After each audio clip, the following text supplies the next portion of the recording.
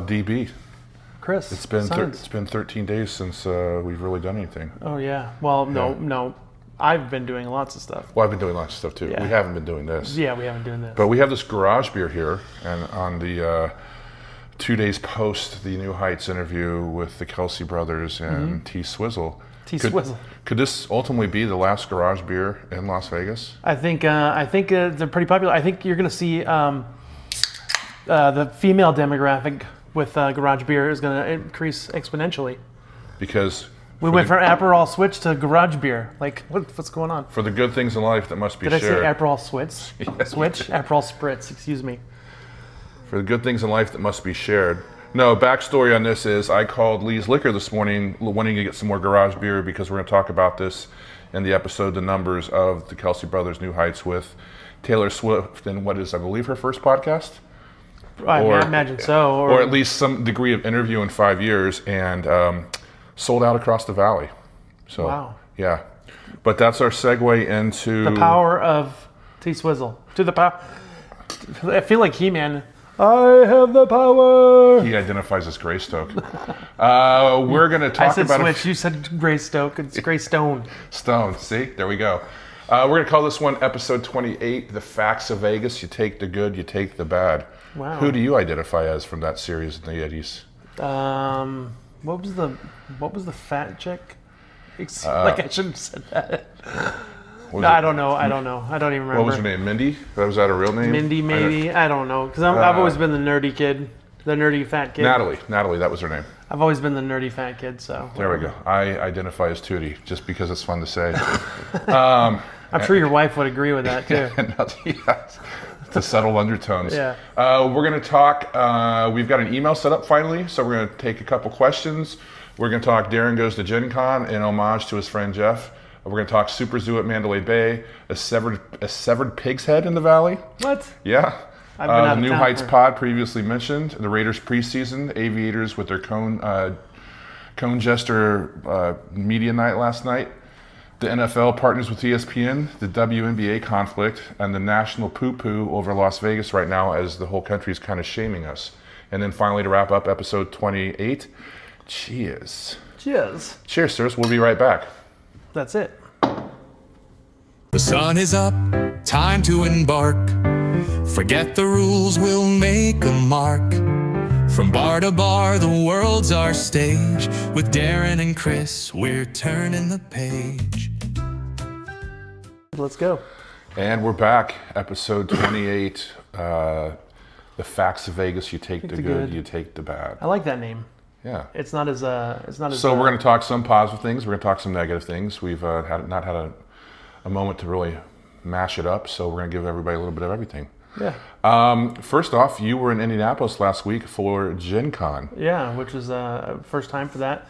So, real quick, there's three big, there's a ton of conventions. There's a million conventions, actually. You could go to a convention for anything, from convenience stores to pizza restaurants to fucking underwear shows. Sure. Yeah. You know, whatever you can think of, there's a show for.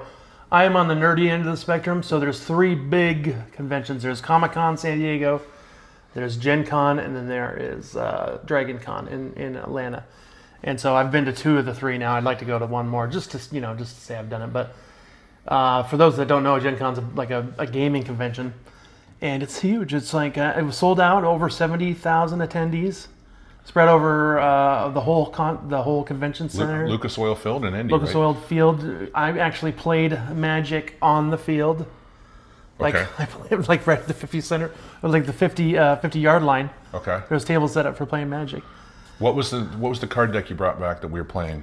That was one of the hits of the show. It's a game called Tacta, and it's very simple, very basic. You can pick it up in a second, and that's why I bought it, because you can show anybody and you can do it.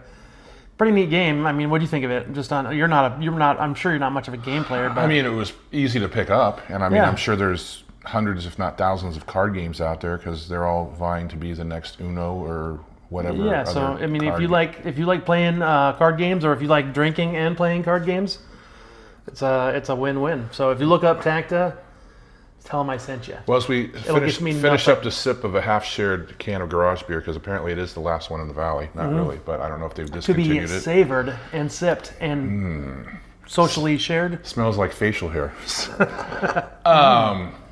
Speaking of, so Travis Kelce, Yeah, there's a bit of a controversy over hair in men. Did you see that? I did not. Apparently, like he had some video like that just resurfaced of him having like a hairy back and like hairy chest and everything, Okay. and like it just kind of set off the social zeitgeist. Like, you know, what is proper grooming in men? You know, like are you supposed to shave it, groom it, whatever? Do you have any take on that? I mean, I'm not opposed to manscaping. You know? I mean, we've been going to the Rio pool on Thursdays, and I'm definitely aware of like, because you see some other dudes and they look like Persian rugs. yeah. You know, and I'm just like, ugh. Well, I mean, like, you know, social, like, it's kind of funny, like, how, you know, you're not allowed to shame a woman for being, you know, like, fat or, you know, for her looks. But if a guy's hairy, you're like, oh, God, get away from me, you freak. Well, I mean, You know, yeah. it's like a double standard, right? Right. So, Because I'm of the hairy persuasion myself. So, you know, it takes, you know, whatever. have you ever had a past relationship where you lie in front of an open fire and she's on your stomach and she lies on your back and like, oh, what a comfortable rug? More than once, as a matter of fact. That was a setup, guys. Before we come, I'm not really a Persian. I I'm think more like a hairy mess. I think that we're going to probably jump around on this one because we haven't done this in a couple weeks. And Yeah. I put out a small segment on the first about autonomous driving in Las Vegas to kind of keep the algorithm going. But like I mentioned in the bumper, you went to this for your friend that passed earlier in the year, Jeff, because that was his ticket originally, but you wanted to honor him also? Yeah, yeah. So we did that, and then and just hung out with some friends and had a great time. Good. And first time in Indy, I went to the not St. Elmo's Steakhouse, which is the oldest steakhouse in Indianapolis, but adjacent to it. I don't remember the name of it. And they had this drink called Elmo's Cola. Okay. It was phenomenal, and it's just bourbon and Coke. Oh, really? But it was so good. They basically take Luxardo cherry juice, Okay. vanilla bitters, put it in with a cask strength whiskey, and then just serve it with a bottle of Coke. And it's just a whiskey and Coke, but it like that Luxardo juice and that vanilla bitters, man, let me tell you. And it's 100 proof bourbon, so or whiskey, so you know it gets you going. And they put 3 ounces in there too, so they give you 3 ounces on the rocks, and then they serve it with a little glass bottle of Coke, one of the 6 ounce ones. Okay. So it's fun too. And they only charged, I think it was $15 for it. Well, You know, here in Vegas, and I'm sure we're going to talk about that in a minute. But the value proposition of Vegas is coming up in the subjects for sure. Yeah. I kind of jumped the shark a bit and led right into the Gen Con thing, but I forgot to say that, you know, a little more schmancy. I mean, we had the Gmail address, but now we own vegasdaydrinkers.com. Wow. With that, I've registered an email. So for all you folks that are near or far, be it in the 702, the 775, the 916, excuse me, the 913, the 816. What's the Seattle zip code? there's a bunch of them, but Or 206 is where I grew up. Anywhere far between. If you want to have questions for us that we can answer somewhat intelligibly, we are questions@vegasdaydrinkers.com. So write that down if you have any questions. And with that, I've already got a couple queries. What? Yeah. Unbelievable. Unbelievable. I mean, you know, it doesn't have to be highbrow either. It can be the most simplest of things of like, where does Darren actually buy his underwear from the convention? Hey, Yeah. I bring my own. Thank you. I packed them and So question number one we got in from somewhere. I forgot to write down where the person wrote. Why is Circus Circus so cheap? because it's old and paid for. That's the basic answer. Phil Ruffin thanks you. Yes. Yeah, I mean, but fundamentally he's right. You know, it was built in 1968. It's an aging market proposition. The location of it on the north end of the strip, like you said, older infrastructure, different revenue model, no frills approach, and the target demographic because it's more so families. You know, there's no major like chefs, celebrity chefs in there, whatever. It's all Yeah. basic utilitarian. Yeah. There's no. I mean, I haven't been in there personally for a while, but like adjacently, they opened the Slots of Fun again up front, right, where it offers lower gaming denominations and lower food costs, trying to drive that model. Yeah. I mean, you're seeing. Well, are we? Well, we're talking about Vegas in a minute here, so. Yeah, it's just. I mean, that was just like again. It doesn't have to be a complicated question, folks, where it has to be a multi-tiered answer. That was. The answer is that it's old and it's paid for. Well, and Phil Ruffin, even though he quietly has baited it out there that the whole thing's for sale for $5 billion, and I don't think he's going to currently get that, but he did say that there still has to be a value proposition for people on the strip. Stickers over that. They just can't, keep raising the prices. Next question is, do you still get free drinks in Vegas while gambling? Yeah, as long as you're gambling. Now, that being said, as being a gaming bartender, with exception, I mean, I know the Wynn and the Encore, if you're sitting at a bar playing $5 hands of poker, they will not give you a free drink. But if you go over to a slot machine and play 1 quarter at a time, they'll give you all the free drinks you want, which is ridiculous, I might add, right? Yeah. But what is your, let's take your stance on this, Chris. What do you think about the quick customer that's like, do I get free drinks if I gamble? And they put $5 in and they play like a nickel at a time and then wait. And they want to get as many free drinks as they can for that $5. Is that okay, or are you of the mind of the the business owner where you're like, hey, you have to max and you have to have your definitely coin in, because as a local gaming bartender, you have to watch your coin in. So like if somebody's playing $20, but then they hit a 4 of a kind and they want a second drink, they're playing off that win. Yes, they can have a second drink. Yeah. But can they have 15 drinks off $20? Depending on... Most likely not. And then some of the corporations have put in the voucher system, right? Where you, from their perspective, if you aren't gambling set amount, it'll spit out a voucher that, then you can use for said drink. So it kind of takes some of the impetus off the bartender. Which I am all for, because it allows you to, let people not take advantage of the system, but also allows the bartenders, a little bit of leeway or whatever. Yeah, and obviously, working for gratuity, if you're not completely just bastardizing the system, if you are doing max bet, at least somewhat playing, max coin bet, and you're taking care of them too, they're going to look after you, Yeah, like the business model, like McMullen's, used to be, Brian would give you 5 free comps a night. Right. Back in the old days, where hey, you've got somebody on the non-gaming side, you're like, hey, I want to buy him a drink, go ahead, and you could take advantage of that. Like, hey, I like you, just to do like the old school bartender, like, hey, you're cool, you've been here a bunch of times, let me buy you a drink, to help to build business. Sure. And used to be we could do that every day, but then there was people that would take advantage of it and do it every single day. So Brian stopped it, unfortunately. Yeah, at Steiner's we used to call it. There was a slot comp for obviously players, and there was a bar comp if you move someone, like if somebody was sitting on a machine. Now, since that was 20 plus years ago, now every local gaming bar has that placard that says reserved for players, so that kind of eliminates some of that.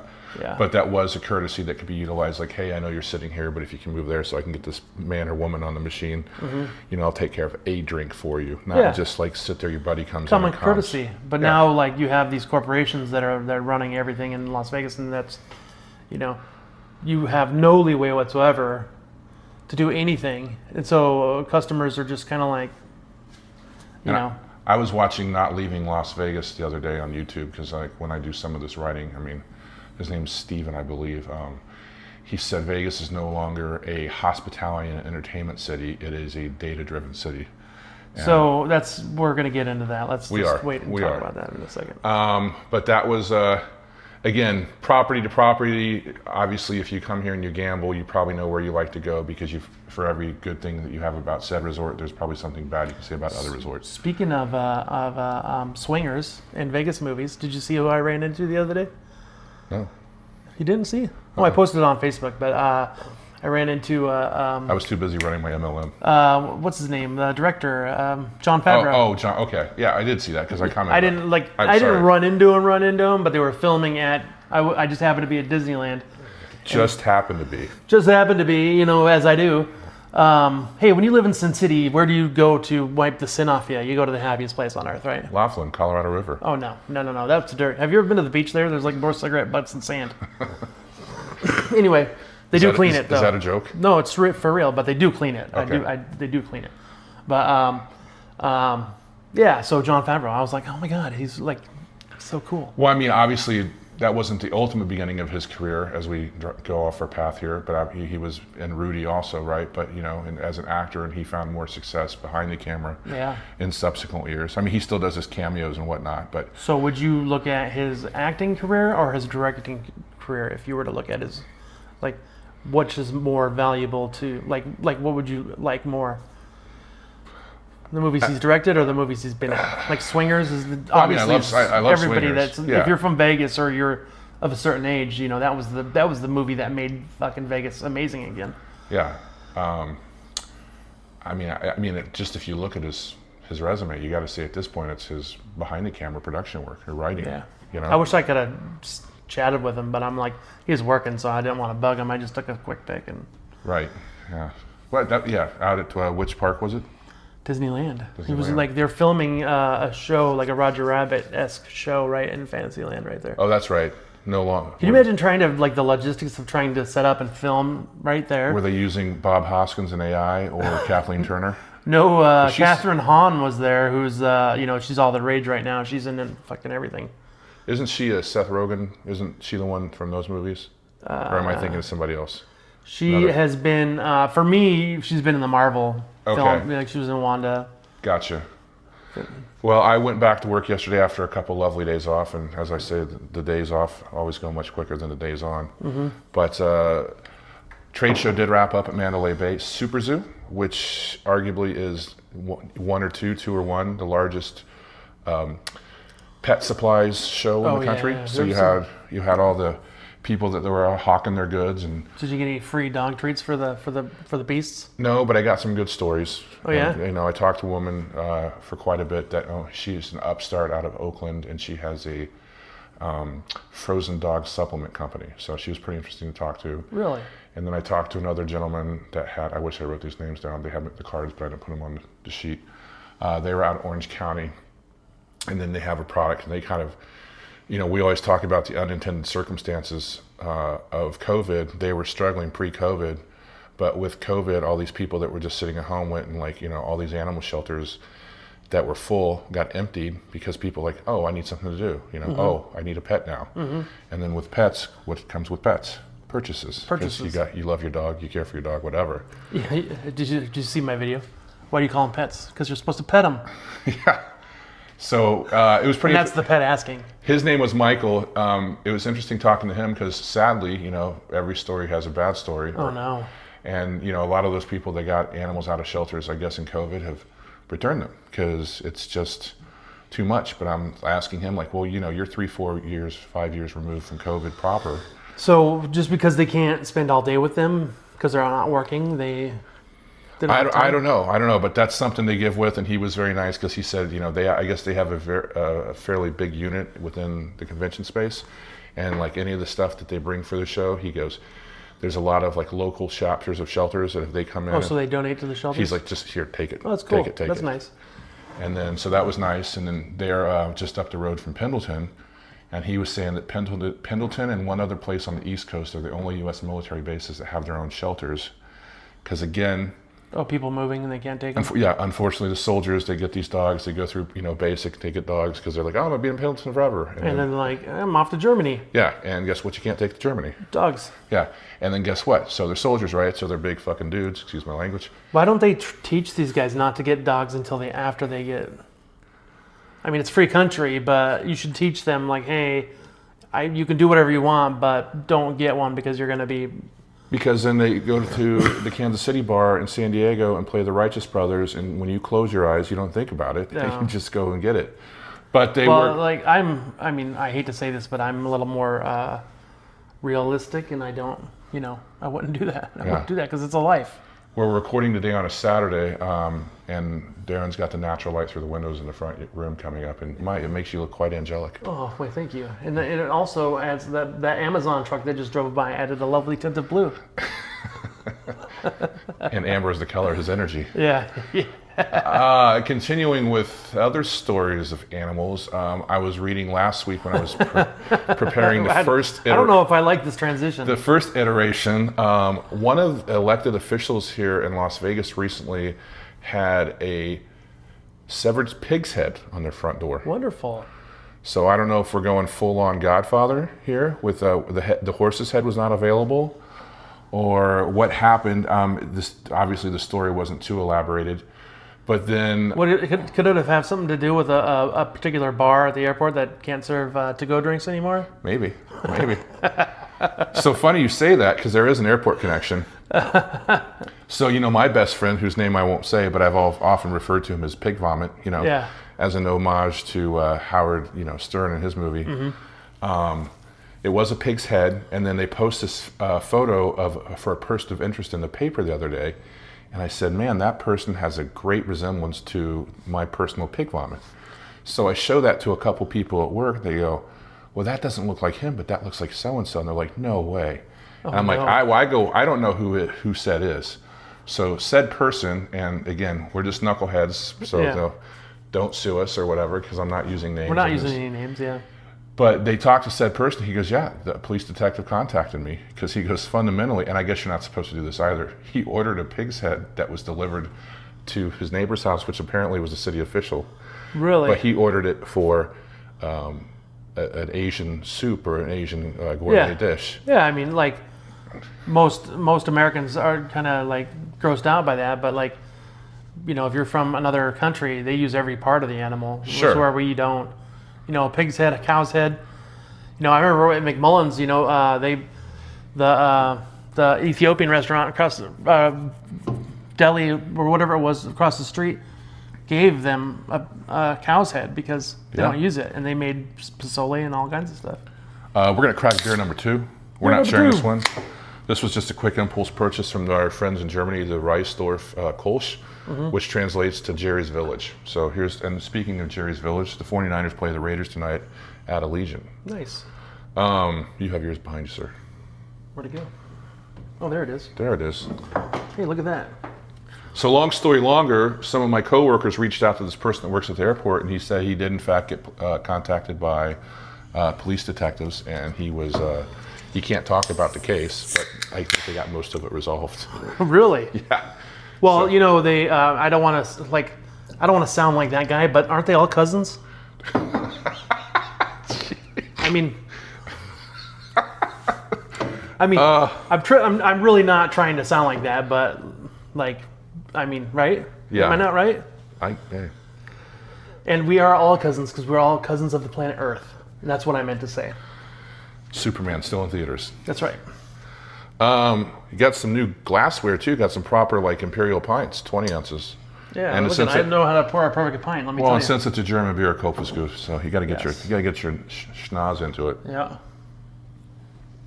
All right, let's talk. That's delightful. Let's talk New Heights. Wednesday, the podcast came out. We talked about it in the bumper. Is she your hero? Not really. Chris? No. Is she your wife's hero? Oh, absolutely. Yeah. And this is sweet. She loves her. Yeah. That's not a true statement either. But obviously, I have no problem with Taylor Swift, whatsoever. I mean, good for her for everything she's done. Well, I still one of my favorite stats to say is before her Eras tour here a couple years ago in March, they opened up the grounds at Allegiant. I've said this in the podcast before, on the Thursday before the Friday and Saturday shows. And they just to sell merch, right? Just to sell merch, just to avoid the sheer pomposity of the event. $1 million in merch in 3 hours. I read somewhere that she affected the economy more than the current administration. I mean, you can't put it past her. I don't mean that in any type of just. So about 36 hours after the podcast / YouTube went live on Wednesday this week, and we're on the 16th of August, 2025. There was 379 million views on Instagram for the New Heights podcast. 61. So I'm gonna say that went up and over Rogan for the month. Yeah, for sure. I mean, well, we're talking. This might transcend the internet. Break number. I mean, they broke the podcast down because there's so many viewers. She's an impressive woman. There's no doubt about it. 61.6 million views on Twitter X, 34.5 on TikTok, 15 million views on YouTube, 1.3 million on YouTube Live, and then the episode crashed. So she is a force to be reckoned with. Put those on top of there again. Yeah, sorry. They're going to go flying. She is a force to be reckoned with. Yeah. You know what? I think she is a positive influence on women in general, and I think she's good for a lot of different things. I get the blowback because, anytime anybody's mega popular, you're going to get people that don't like them. Sure. I don't have anything. And you said you listened to the whole pod. No, I've only listened to clips. Okay. I listened to the first hour. So before we get man shamed, Yeah. you know, I'm going to listen to it, but I've just been busy doing, and what was things we do. the little soundbite that you took from it that was funny?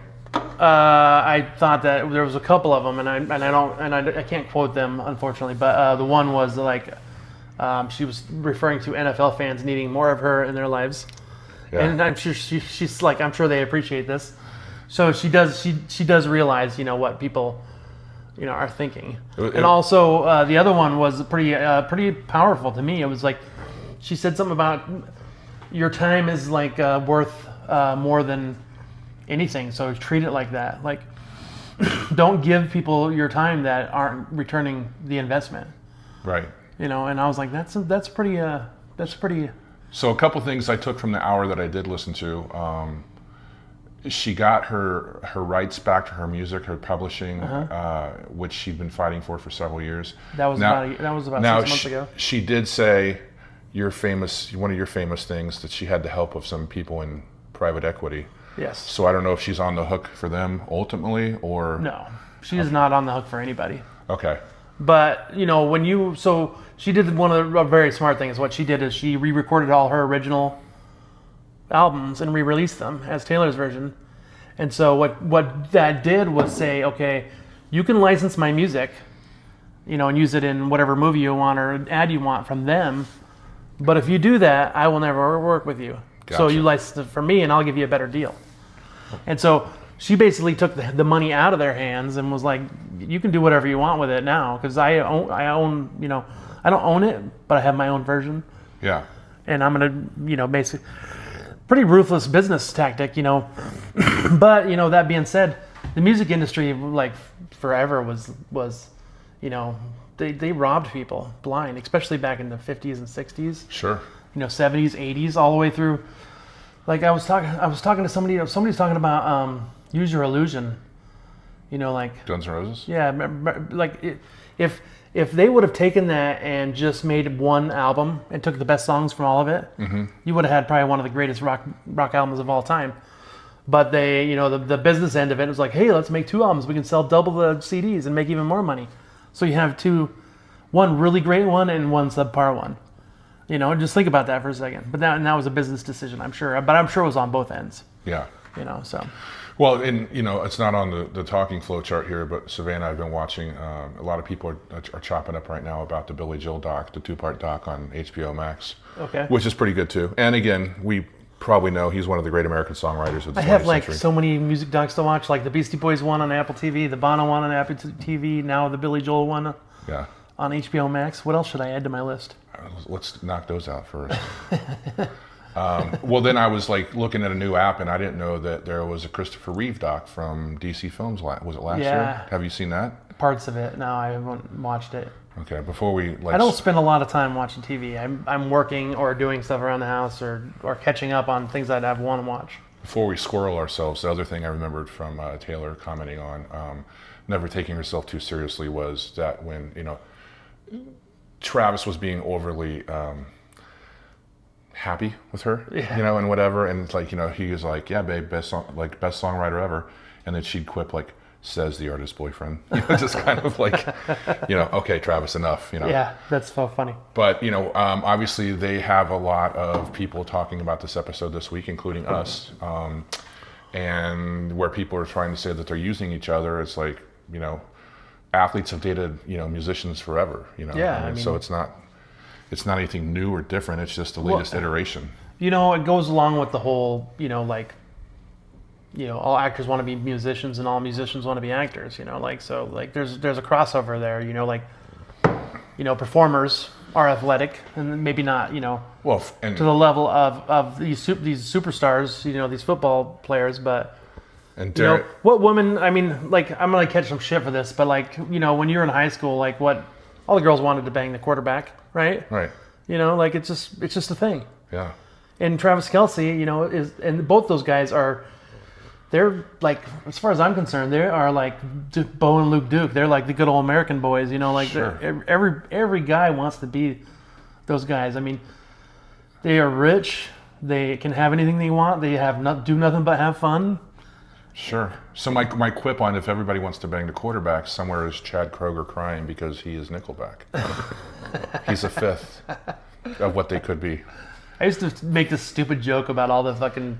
Is there a Pennywise? Is there a quarter something? But then like full circle. 50 Cent? But then full circle. Travis Kelce is Ty Dolla Sign? Travis Kelce is banging a rock star. So there you go. Yeah, exactly. Yeah, there. Raiders preseason. We talked about it quickly. They play tonight. The 49ers at home. So NFC West matchup. Pete Carroll back or in the building for the first time. They were up in your home city last week to open up the preseason. Pete Carroll going against his previous team, the Seahawks. And Joey should never bet the home team. Don't ever do it, Joey. Yeah, Joe. Just saying, Joey. So yeah, if you can't smell it, the college and NFL season is amongst us.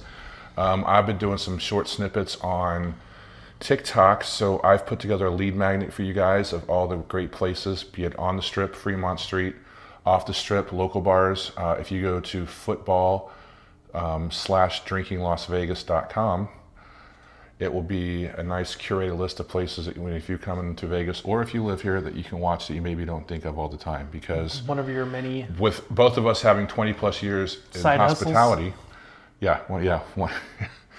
I was going to ask you about that. Like, is that because you're a sports guy? Is that like, and it's totally 90s thing. Like they have a hustle, everybody's got to have a hustle. Yeah. But like, is that like a sports thing? Like you got to hustle, you got to get. I don't know. I mean, like you said, you have a lot of things going. I have a lot of things going. I'm trying to grow the email list for bigger things. Yeah. So if we give away free information. So the funny thing about me though, it's like I've never done anything because I want to make money other than work. But anything I do, I just want to do because I see potential to maybe do something. Well, I see potential and I have the knowledge. Like I said, I have all these places I talk about. Your email is marketing. signsmarketing@gmail.com. Well, I'll make no quips. I mean, we're going to monetize this thing at some point. This isn't just, the Kumbaya Club. I'm just doing it to meet chicks, man. 53-year-old, like single guy. Just like, hey. So help me so I can pay for the drinks so he can treat the ladies. All right. Then last night, the Aviators having fun this season with some different merch. They're on their hats and T-shirts. They have some of the best alt merch. Yeah. They can just sell some cool stuff. What is the unofficial state flag of Nevada, sir? Unofficial? I don't know. What is cool stuff? What is the unofficial state flag of Nevada, sir? Unofficial? I don't know. What is it? The traffic cone. Oh, yeah. Because we're constantly under construction here. I get it. So making light of that, they did a night last night where the players and then subsequently the fans can buy the merch, where it's a traffic cone with a jester hat. That's funny. Kind of talking about the propensity of the craziness of the city. See, that's like I said, they have the best marketing. Like as far as merch, they've had some really cool hats and jerseys and stuff. Yeah, I don't wear a lot of hats. I'm pondering the $40 purchase. Really? Yeah. The cone one? Yeah. That's awesome. It's pretty fun. I gotta see it. We should talk to. It would be fun if we did an episode at a game. That'd be fun. We should get Brian and see if we can kind of pull something off. Yeah. Where you guys at? The parking lot. What's going on? No idea. Hey, nothing better than day drinking at a baseball game. I'm just saying. True statement. Speaking of day drinking, what do you think of this German Kolsch from the hinterland? It's nice. I quite like it. No, I will say that I went to speaking of Gen Con earlier, I went to the Star Trek convention, and our boys at Neon Desert Brewing had made the official con beer, and it was not a one-off. It was their Hefeweizen, which you and I both agreed was probably one of the best Hefs we ever had. Yeah, it was. I mean, in the traditional German brewing tradition, it was, tasty as they belch. Pardon me. Yes. I've been on. I mentioned this before we started recording. So obviously from Germany, but one more for the ditch, as they say. Yeah, Freem Brothers Brewing out of Oregon, I believe. You can find in select stores here, and I got a single can from Speedy Mart the other day. Their Kolsch. I put that in the refrigerator after I got home for about 15 minutes. Man, that was delicious. That tasted, but they're regarded pretty highly in the brewing community. Speaking of German, isn't Oktoberfest starting in like 2 weeks? About a month, yeah. Is it a month? Yeah, so. So do they do it like October 1st, or do they do it? They do it the second to last Saturday of September. So it Okay. actually starts because in the Tyrienplatz, when King Ludwig and I can't think of the wife's name, got married back in the 1800s. I nominate Chris to wear lederhosen for the whole month of October. So Yep. I think for every episode. Yeah. What do you guys think? I'll just go live on TikTok every day. Do a little dance. Yeah, at the Schuhplatten.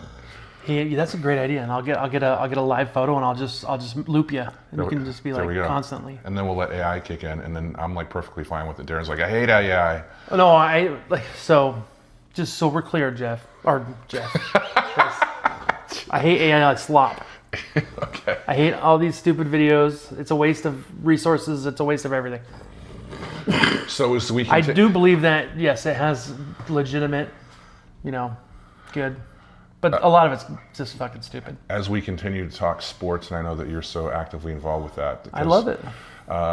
It's about 10 days old now, but it was announced that the NFL is partnering with ESPN, that they've bought 10% of ESPN. Oh wow. Oh, So you know what you didn't put on the board there? We got to include this too. Is the deal with Paramount and UFC? Yeah, that too. See. $7.7 billion. Yeah, so no longer. I mean, obviously, if you subscribe to Paramount, That's the goal. Is what you they won't wanted have to be. to pay on- for the PP. You won't pay for the PPV V. anymore. Say that 10 times real quick. PPV, BBD. Whatever. That girl is poison. Okay. But so there's a lot of criticism. Just a big butt and a smile. Yeah, never Come on. trust. So what was it, Tootie? Anyway, Fresh and fruity. yeah. Active booty Tootie. Oh, no. Here we go. Yeah. Could it go all day long? Man, probably, what was the ABV what was on in this one? fucking beer? Yeah. Anyway, so NFL. So there's a partners lot with of ESPN. criticism because NFL, their whole channel, I believe, does not make them money. So they want to take some of the shows and transfer it over to ESPN and just kind of cut off that failing piece or segment. Could you see a potential Disney merger? I mean, that's even bigger, but then they're complicit, right? Because now your talent, if you openly criticize the NFL or something, a decision Goodell's made, and then he calls, ESPN's office is like, wax Would it be that. funny if we got basically all these streaming platforms and all these things to combine into three or four major streaming? Basically, it's kind of what's going on. And then it's just like the old days where it's just 4 channels. That's all you can watch. Well, and then you that's have what to they're pay for all talking of them. about too, is because what's your boy's name at Disney? Bob Iger. Bob Iger, Yeah. wants to monetize it, and that's what they're talking about. Because now suddenly your ESPN goes up. You have Hulu here, you have Disney here, you have ESPN here. Then Yeah. you package it, and now you're at $29.99. But Yeah. now you just said Paramount, but Paramount's got their app, but now Yeah. they're doing Yep. PPV. But you're not going to get that just because it's So you're going to basically run down to ABC, CBS, NBC. Yeah. You're going to have the big 3 again. I mean, and there's- then, CBS is Paramount. sure. There's just a lot of spinning plates right now. So all these companies are going to merge into 3 companies, just like the good old days when you could only watch 3 channels. Yes. And it's going to be the same thing as we had all along. You're just going to have to pay for all 3 of them instead of getting them free like we used to But yeah, with more, advertisements. yeah, more content than ever. And then- Now we'll have to pay for it and get advertisements, right. which is even better. Wonderful. I Yeah. love this world. I love this world. Last talking point in sports before we go to the big chewy one, the WNBA conflict over the last 3 Oh, weeks. Caitlin Clark are we talking about the green dildos? We are talking about the green dildos. What is up with that? Again, what's up with the hate of women? Taylor Swift is mega successful, Right. and Caitlin Clark's even worse, I think, because even women hate her because she's competitive, So when I and started, women are very competitive. they are. When I started looking this up, I was like, why are they green? From what I heard a blurb about this, it was something to do with crypto coin, Yeah, apparently there's a new cryptocurrency. like crypto bros. Yeah, there's a new cryptocurrency out there, and its trading sign is dildo, or like an abbreviated version. And so to make the market aware, they, Start throwing dildos onto the court. yeah. What a way to make money! Hey, buy my coin because I'm gonna throw a fucking big cocks on a basketball court. Yeah. So What kind of world are we live in now, Chris? I don't want to sound like the old guy that is like, get off my lawn, but really, green dildos on an NBA court so I can make money? right. It, and I'm not saying it's right at all, but it has, for that 15 minutes, it has everybody in the country talking about it. Because it didn't just happen once as one isolated moment. It's happened 5 or 6 times now, I Well, I hope that the WNBA finds whoever does it and throws them out and bans them. think. Oh, I think, yeah. Is that what they're doing? Yeah. And as far as Clayton Clark, I listened to, I think it was Bill Maher this week. Do you listen to Bill Maher's show? I haven't, because he's just back on air, right? He's been Yeah, on so Stephen A. Smith was on with racist grandpa, Dr. Phil. Yeah. And he talked about how much money they need to defend her, not put her down, because how much money she brings. He was like, they went from buses to private airplanes when she came into the game. Yeah. So like, you need to protect your moneymaker. It's like saying, hey, I'd rather ride the bus. Sure. You know, like, and not, you know, you still have to be competitive, but not to the point of, you know, like, hey, I want to fucking take her out of the game. Yeah. That's stupid. Well, and then I think, you know, and the rational point too is obviously the league has grown leaps and bounds in the last 10 years, and good for it, right? And I've gone to games and I enjoy them. And, you know, so like the reason I don't particularly play sports or even like sports for, like, when I was a kid, I remember, like, I was a baseball player, and I remember getting charged at first base. You don't charge anybody at first base. Yeah.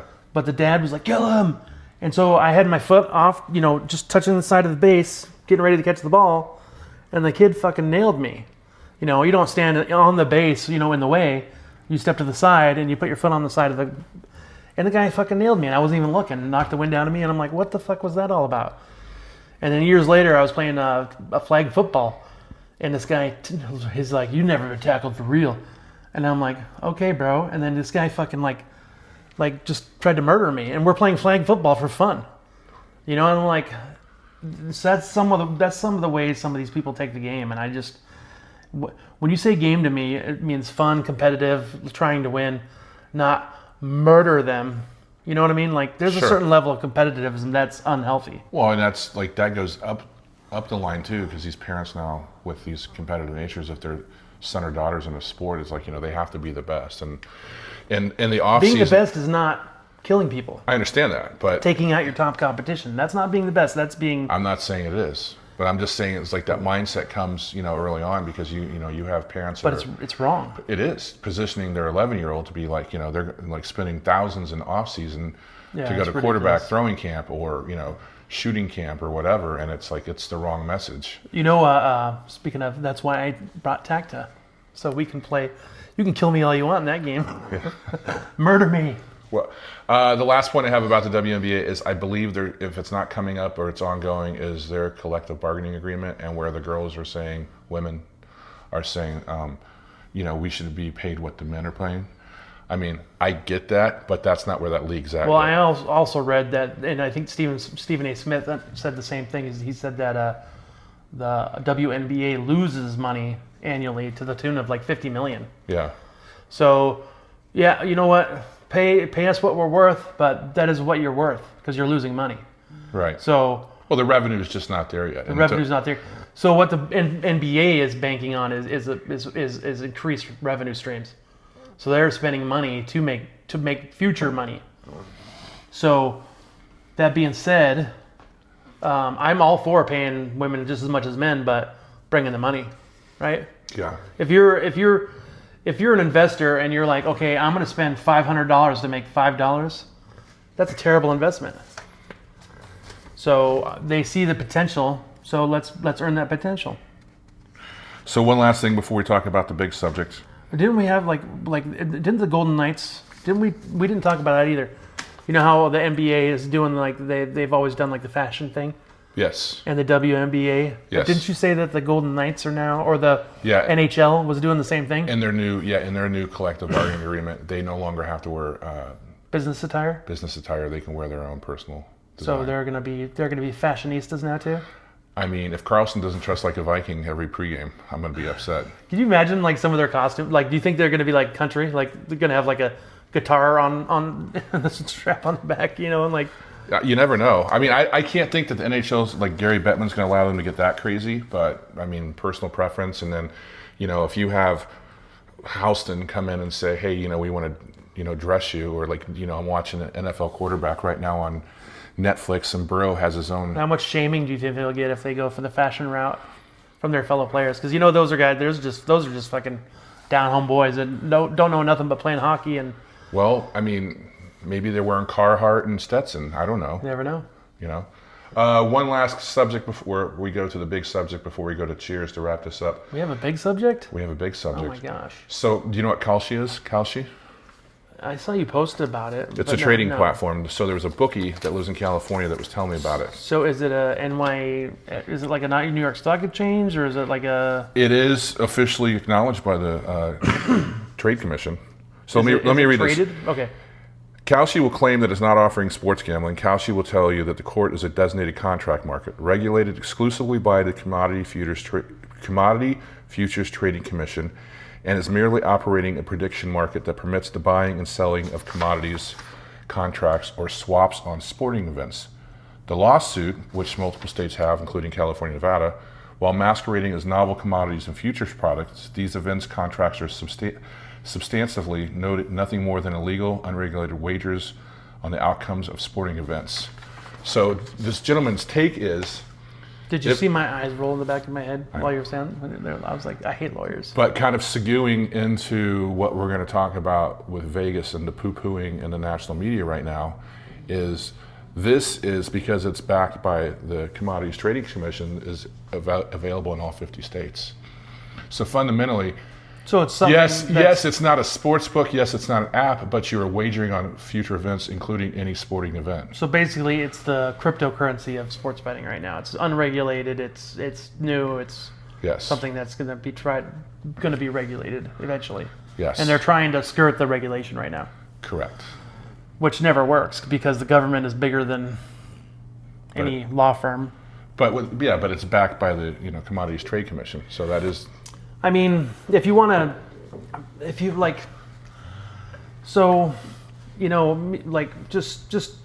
bear with me here. Our buddy Scott Galloway. Yep. You know how he talks a lot about males, problems with young males today. Mm-hmm. And one of the main things he talks about is sports betting. Yep. And how it's terrible for young males. This sounds like a terrible, terrible thing. Oh, absolutely.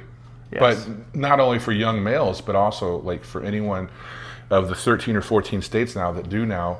Because in 2017, there was only 2 states where you could legally bet on sports, New Jersey and here. Yeah. There's 13 or 14 now. Yeah, and that basically makes all 50 legal. Right. So without any regulation. Now, let's just chop to it and talk about the poo-pooing of Vegas right now, because everyone's been, shaming us. It seems to have picked up national attention now because the numbers continue to be down. So for me, it's a simple matter of this. This is my thing with Vegas, and there's a thing in the internet. It's called the pylon, and it's where everybody just decides. Like one post gets a lot of clicks, so everybody starts saying the same thing. They start shooting misleading videos, a la like, hey, I'm gonna walk down the strip at 4 a.m. and say, look how Vegas is dead. Yeah. And then it gets even more clicks, and then it gets picked up by the national media, and then it gets people talking. And usually, the way our system works nowadays is fake outrage is all the rage. Yeah. And it just kind of makes things the way it is. So. Well, you and I work at the airport. Yeah. I mean, we see it in the numbers. Yeah, it's down, but only by like 11%. Well, I think it's like this, right? I mean. And again, coming out of COVID, Vegas won't be the same for a decade. Poo-pooing, Oh my God, things are never going to be the same, and it's going to take forever to come back. So let's just talk about facts real quick. We just talked about Kalshi and the legalized gambling. So how many years ago that sports betting became legal in the majority of states? Well, in more states, it's still not legal. 5 years ago, 6 years ago? 8 years ago. In more states than just Nevada and New Jersey. And there's Indian reservation casinos in just about every state now. Yep. So look at numbers, and I'm sure there's a correlation between the amount of Indian reservation casinos that are open and sports betting in those states. And I can guarantee you that if you correlate the traffic in Vegas to the traffic to those casinos, you'll see a direct correlation. I'm going to guarantee that. that's one of obviously the bullet points in this whole conversation. Yeah. Is like, more so than ever, there's more sports betting apps, there's more casinos available, And you and I both know that if you're a hardcore gambler, you're not going to get on a plane and fly to Vegas to make a bet. You're going to just do it in your house or right down the road. Well, and you're going to waste all your money there. Sure, and that goes into the point of like, I can sit at home in my pajamas and eat Doritos and take an edible, not me personally. Yeah. But, and then like what I post, which I believe was a certain pool in the middle strip, where that's another correlation is the marijuana being legal. That too. And the youth not drinking as much as. And then, union leadership came out this week and quoted the Trump slump and interest rates, but they didn't want to say anything about the cost of what cocktails and beverages or just cost of goods on the strip are. Well, if that's playing nice in the sandbox. So this is where I'll kind of poo-poo that. I was just at Disney and the drinks are $18, $20, and the place was packed. Yeah. And I get, it's smaller, but absolutely packed. And so, I go to South Point to watch movies all the time, packed all the time. Drinks are cheaper there, granted, but I just don't see. I see it just being a multi-pronged thing. Like I see it being international travel because of Trump's policies. Mm-hmm. I see it as being, yes, things are overpriced. And I see it because that's like I hear that complaint constantly at the airport. Like, oh my God, you only charging me $12 for a beer? That's the cheapest beer I bought all weekend. You're like, oh my gosh. Well, I mean, yeah, it's a multi-tiered poo-poo perfect storm of events. It's Trump slump, it's inflation, it's interest rates, and it's people just it's all the above. Tired of getting gouged. If you're from California and you used to pop over here for the weekend, but now you have to pay $80 for parking your car for the weekend. Yeah. You're going to be like, but I'm not going to go once a month. I'm going to go every 6 months now. But I made that post yesterday. It was reposted from Vital Vegas. It was reposted from whoever the kid was on Instagram. $290 for a case of Coors Light at a pool on the center strip. $13 a beer. $290, and then somebody commented like, "What do you tip on that?" Because that's just baseline price. That's not tax. So you're well over $300 for the case.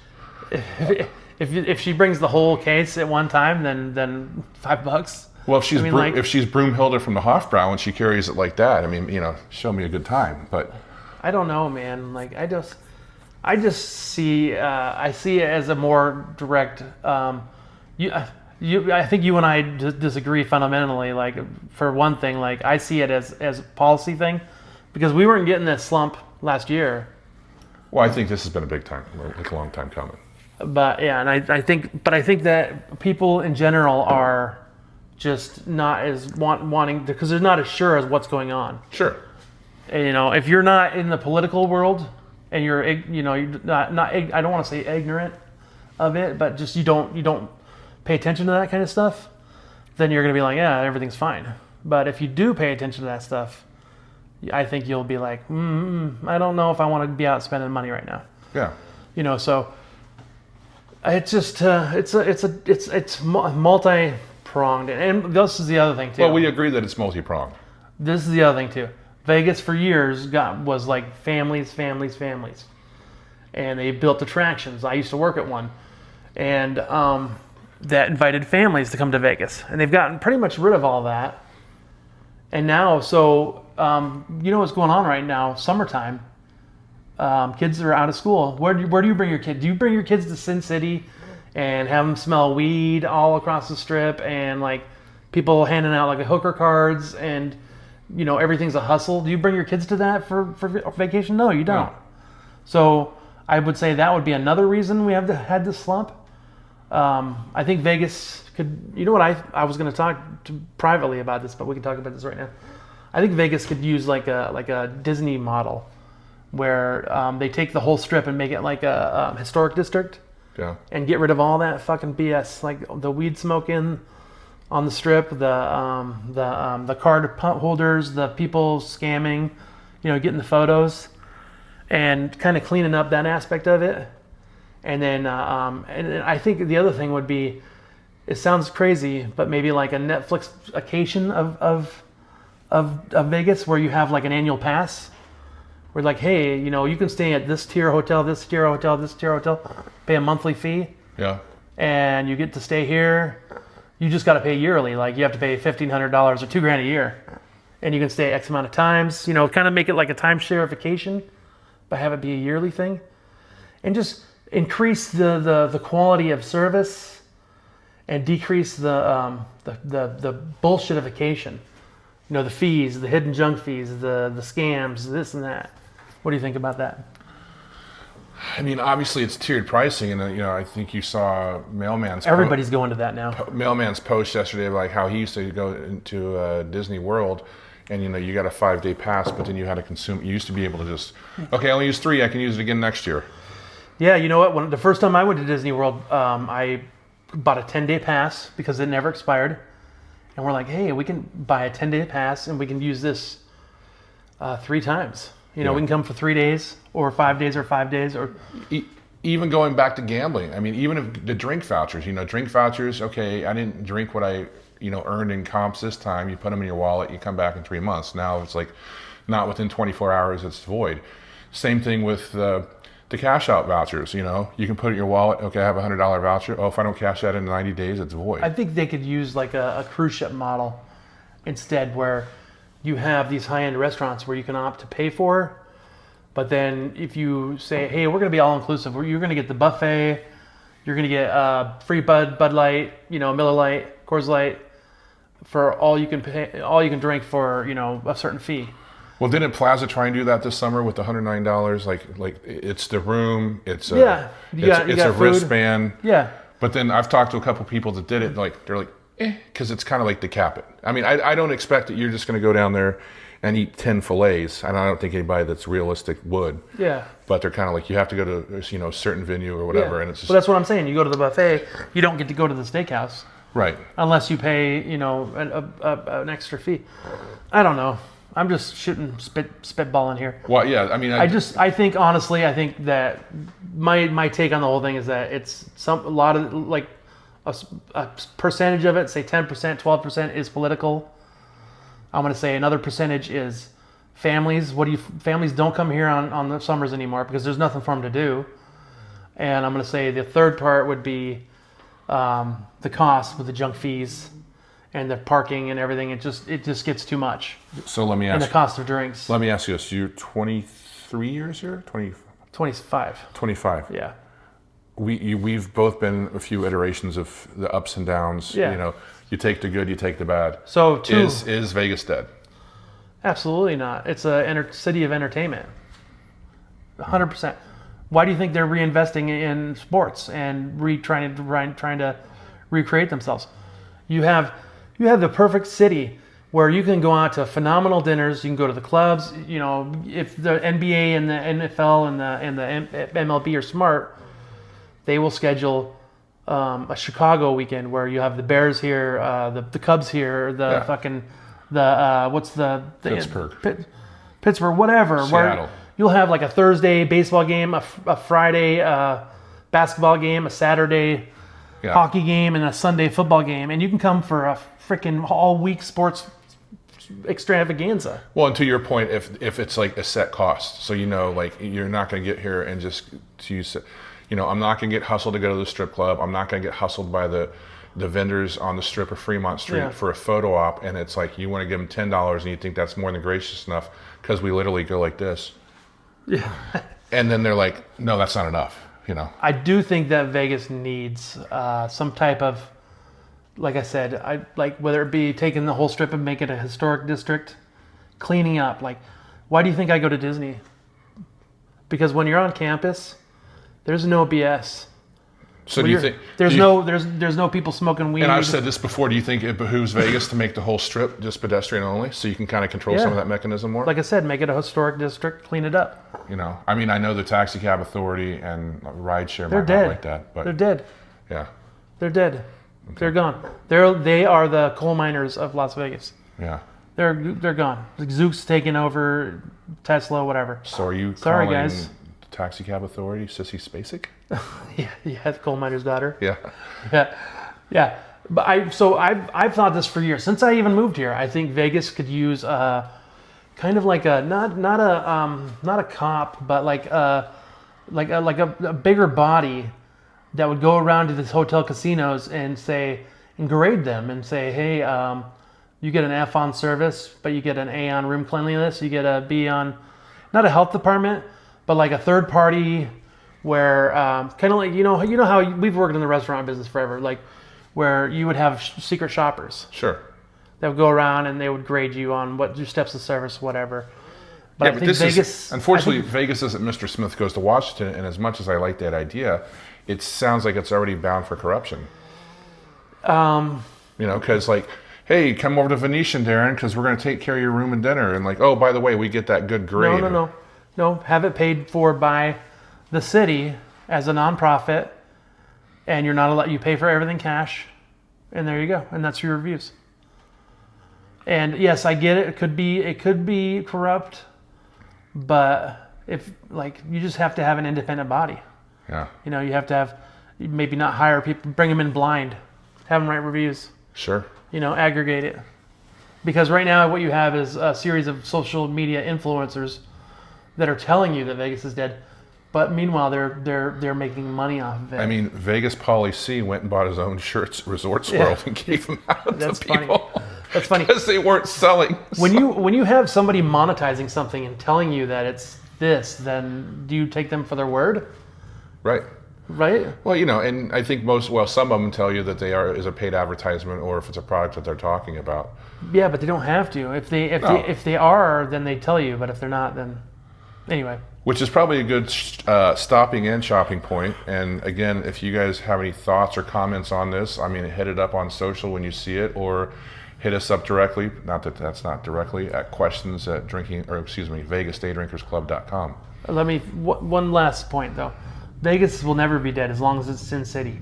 If you take the sin out of the city, it's dead. Yes, and on that is the entree, the buffet of this episode. We'll be right back with dessert. Bam. That's an hour. The neon signs, they light our way. From liquid gold to Cabernet, we're laughing loud in the desert glow, with mighty sips and tales to throw, where it's always fun. And we're back. Yes. Yeah. Well, that was quite the middle part of this episode 28. Well, that's what you get for not letting me talk for 2 weeks. Yeah. Talk soup. Back in action. Give me one more beer and it gets crazy. Yeah. Fortunately, I have to go to work. Yeah. Let's wrap it up. Cheers. Season 1, episode 20. Someone single, someone blue. Let me read the epilogue here. In this episode, Diane finds herself entangled in a marriage proposal, but not the romantic kind she's dreamed of. Her wealthy, old money mother, Helen Chambers, unexpectedly drops by the bar with an announcement. Diane must marry someone from her social circle or risk losing her substantial inheritance. In an act of desperation, Diane turns to Sam for help, suggesting they could enter into a sham marriage to appease her mother. Sam, ever the charming ladies' man, is intrigued, though his enthusiasm is more about the perks of the arrangement than any noble gesture. As the two dance around the idea, the rest of the bar regulars can't resist weighing in with their own humorous takes on love, marriage, and money. Ultimately, the episode plays out as a witty tug-of-war between romantic ideals and financial reality, all wrapped up in the snappy banter and chemistry that made Cheers famous. I enjoyed the episode. Can I just say that classic sitcom, you learn in 30 minutes or 25 minutes that we kind of already knew Diane was rich because of her social this, but it literally wraps up this arc. Nowadays it would have been a whole season arc. Sure. In 30 minutes, and you're like, wow, that was quick. But Coach stole the show. I think he had one of the funniest moments when he's like, I knew you guys were going to get together when you hired her. He's like, how'd you know that? And he's like, we were never going to get together. And he's like, I knew that too. What the fuck, Coach? Yeah. But the closing of that show where the butler was like, I've been embezzling you for 25 years. And she's like, eh. And he's like, would you mind driving? And she's like, kinky. And I'm like, oh my fucking God. You could not do that nowadays. Nowadays, it'd be a legal drama. You'd be like, what? You've been embezzling my family for 25 years? That's my money. I want it back.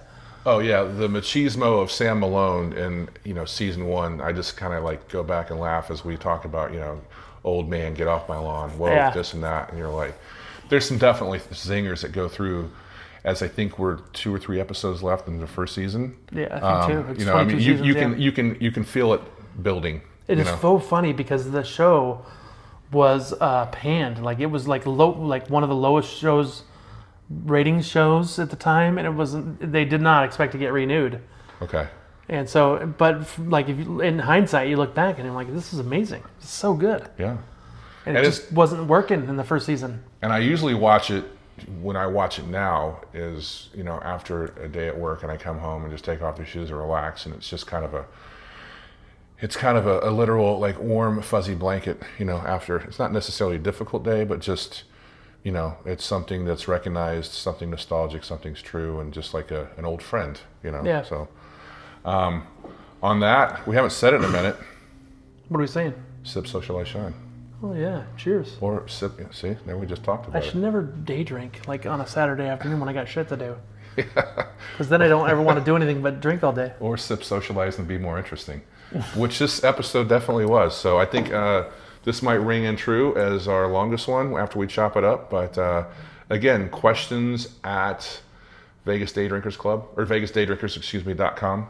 If you want to comment or hit us up on social media, like, subscribe, comment. Tell us we're smart, tell us we're dumb, tell us you love us, tell us we're numb. Yeah, I like that. Yeah. It's most of my life. Next time. Yep. Cheers.